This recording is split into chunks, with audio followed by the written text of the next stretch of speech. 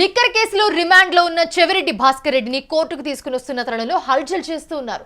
ACB కోర్టుకు తీసుకొస్తున్న ప్రతిసారి కూడా అరుస్తూ న్యాయస్థానం ప్రాంగణంలో హల్చల్ చేస్తున్న వైకాపా నేత చెవిరెడ్డి తీరును న్యాయాధికారి ఆక్షేపించారు.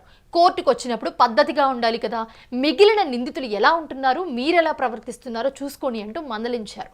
రిమాండ్ పొడిగింపుపై వాదనల సందర్భంగా న్యాయాధికారి ఇలా వ్యాఖ్యానించారు.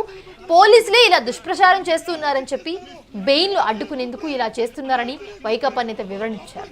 మంగళవారంతో నిందితులకు రిమాండ్ ముగుస్తున్నందున వారికి విజయవాడలోని ఏసీబీ కోర్టులో హాజరుపరిచారు. వాళ్ళందరినీ కూడా వచ్చే నెల 9 వరకు కూడా రిమాండ్ పొడిగిస్తూ న్యాయస్థానం ఆదేశాలు ఇచ్చింది. నేను వెన్ను నొప్పితో బాధపడుతున్నా, తిరుపతిలోని స్విమ్స్లో ఫిజియోథెరపీ చేయించుకునేవాడినని చెప్పి ఆయన వర్షం చెప్పుకున్నారు.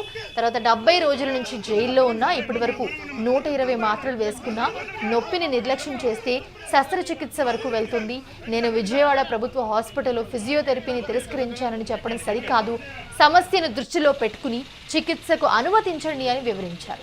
వెన్ను నొప్పికి ఉండవల్లిలో ప్రకృతి చికిత్స తీసుకునేందుకు మధ్యంతర బెయిల్ ఇవ్వాలన్న చెవిరెడ్డి పిటిషన్పై మంగళవారం కోర్టులో వాదనలు జరిగాయి.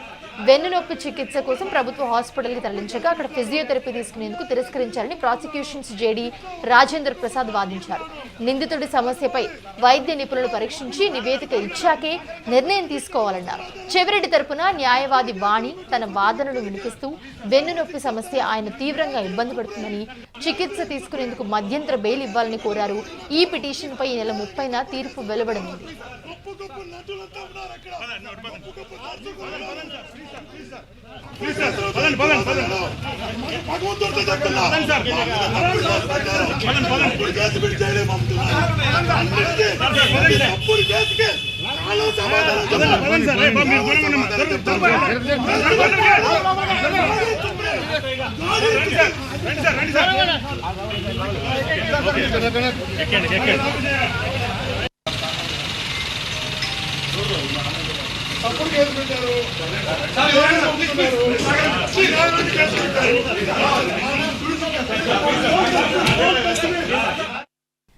విజయవాడ నుంచి రాజమహేంద్రవరం కేంద్ర కారాగారానికి వెళ్లే సమయంలో ఎస్కార్ట్ సిబ్బంది ఫోన్ నుంచి మిథున్ రెడ్డి తన కుటుంబ సభ్యులతో మాట్లాడుకునేందుకు అనుమతించాలని ఆయన తరపు న్యాయవాది కోరారు.